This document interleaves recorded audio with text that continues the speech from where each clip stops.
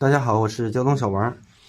这个电脑板是昨天从用户家拆回来的，故障现象是用遥控关机以后，压缩机关不了，压缩机一直运转，内机和外风机什么都停止运转了，就是压缩机一直转不停啊。然后把电拔了，再插上电，压缩机不运转了。这时用遥控开机仍然可以正常工作，但是再次关机的话，压缩机还是一直运转，所以把这个电脑板拿回来进行检测。像这种问题以前我遇到过啊，是继电器损坏，继电器触点粘连了。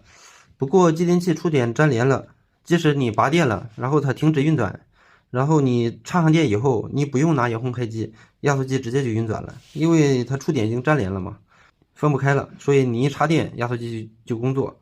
但是这个和那个是有区别的。这个你把电拔了再插上，压缩机是不工作的，你必须开机，压缩机才工作。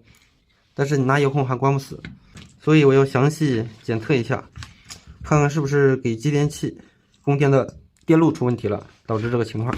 线路板拿回来以后，我自己找了个变压器，因为原来的变压器在空调上不好拆，接上了，然后220伏供电。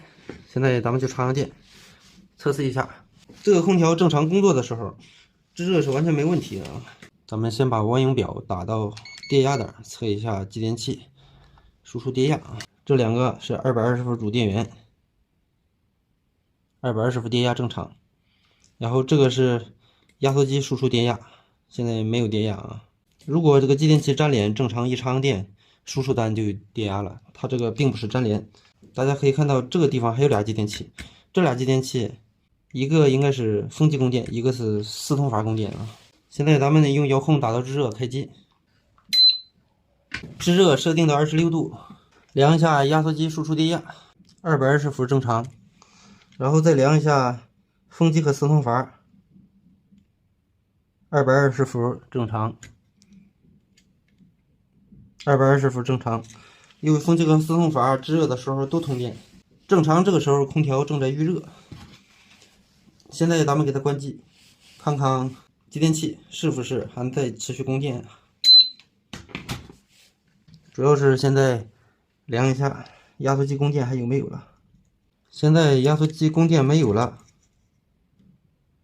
其他的供电也没有了，但是这个四通阀还有供电，这个是正常的，因为四通阀一般在关机以后过个2-3分钟才断电的。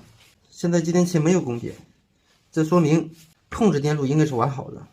但是有一种什么情况可以导致这个问题呢？